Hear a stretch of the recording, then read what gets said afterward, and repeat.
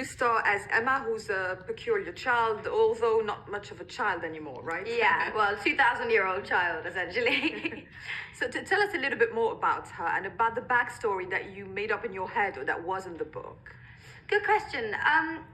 Because my character was obviously different in the book from the film, I had a bit of a tough job where I had to literally create an entirely new character. I didn't have that book as a Bible to sort of read up on. So I did my research onto the technicalities of it, like what a loop is and how peculiarity came into existence and that kind of stuff. But I actually tried not to read the book until I felt like I had a stronger sense of who Emma was. Because in my head, they're two completely different characters that you'd play.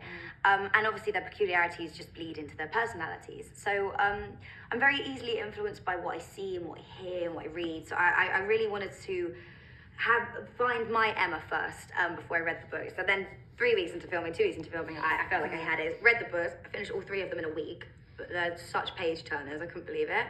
And now I'm reading Tales of the Peculiar, which has just come out, so that's nice. Really good as well. Well, it's quite interesting to explore the themes of peculiarity, because one can arguably say that everybody's a bit peculiar. Yeah, for sure. So what would you say was your peculiarity when you were growing up? I mean, oh God, I have so many to pick from.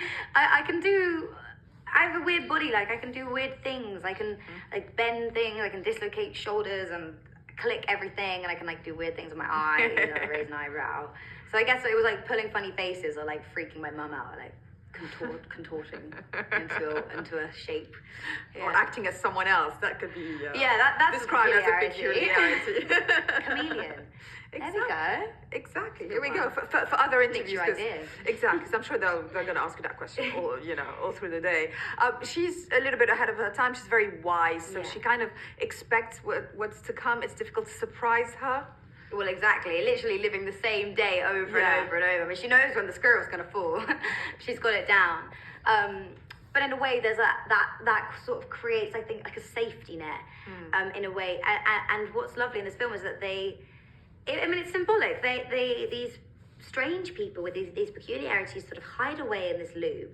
They protect themselves because they feel vulnerable, and they're not ashamed of it, but they are weary of how other people will perceive them. And then they use this safety net to protect them. And then when things go wrong, they literally have to jump out of their comfort zone and use what is often perceived as a negative thing, but they learn it's actually a positive thing and actually helps them, And I think, it's super symbolic and it's really relevant to growing up. It's a really good movie for teens to watch, I think. Absolutely. Use what is perceived as a weakness as actually a strength. It's actually a strength. Yeah. So you should nourish that. Absolutely. Well, the castle's real.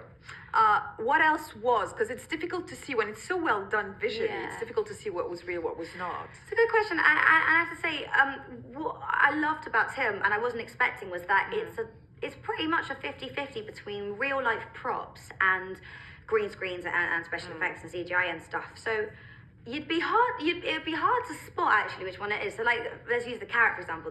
There was a giant carrot that was real, big polystyrene carrot. And then the growing was all CGI'd, but then when she pulls it out, she has to use her strength, and obviously it's light as a feather, she could just throw it around. So there's a stunt guy on the other side that you can't see, like pulling it so that she actually looks like she's really using her strength to pull it out. So yeah, it's like little things like that which when then bled together actually look fantastic and magical. Is it the kind of film where you really feel like a community as a cast because you spent so much time together? Yeah, I mean, I love them like they are my own siblings. I think we really are now a big peculiar family, and that thing also spreads into the fan base as well. Like, I remember a few months ago there was sort of like a trend going on with the peculiar fans, where if ever somebody needed someone to talk to or they were feeling a bit down or whatever, they'd sort of use the hashtag Stay Peculiar and find each other in the fandom and actually just make friends. And I thought that was so lovely, and that really it shows what it encompasses the moral of the whole movie, doesn't it?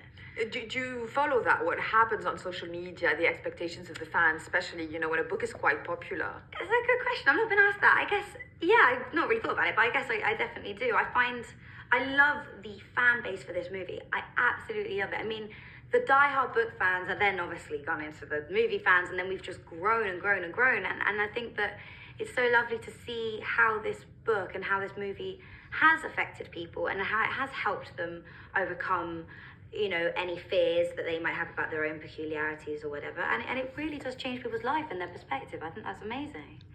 I always thought that if I had to choose someone's brain to pick from in terms of imagination, it would be Tim Burton. Do you agree? Yeah, I mean, I think it's like a big burden in a way. It's a gift and a burden, because he's like, what all this creativity? What do I do with it? I almost I always compare him to a mad scientist where he uses all these lotions and potions and bits and bobs, and he stirs it in a cauldron and he creates this amazing movie. I mean, I don't know how he does it. He's just such a genius, and he's such a visual guy, and it really, every little thing makes a difference. And you see, I love the way he works as well. Like, he's got all this kinetic energy, and he's got so much energy, and he uses his hands all the time, and he paces, and he's just so excited, he's got so much passion and enthusiasm, and you see the cogs turning in his brain, and when he's got it, you almost see the light bulb go ding, and you see his eyes light up, and you're like, okay, we're ready to go, ready to shoot.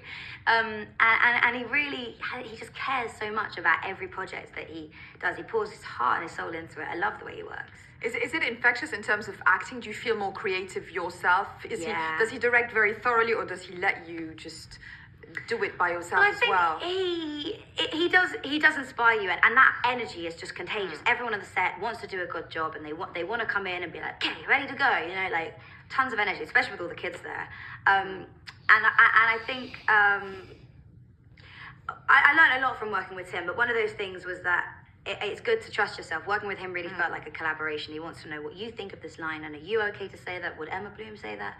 And he really values your opinion. If you say, I don't know, this word feels clunky, I don't think Emma would say this line, he's like, oh great, I'm glad you said that, I was thinking the same thing, let's change it, what do you want to say? And for an actor, that's like, dreamy. Okay, I have an opinion, my opinion's valid, and I love that. I love that it really does feel like everyone's working on this thing. And I think it comes across in the movie that it almost feels like an ensemble piece. Yeah, absolutely. Yeah. And finally, does she have most of the stunts? Because you kind of fly and dive and everything. So you're kind of the one that gets shaken and stirred the most. I guess a little bit. I mean, Enoch gets shaken and stirred the most, I think. You know what I mean?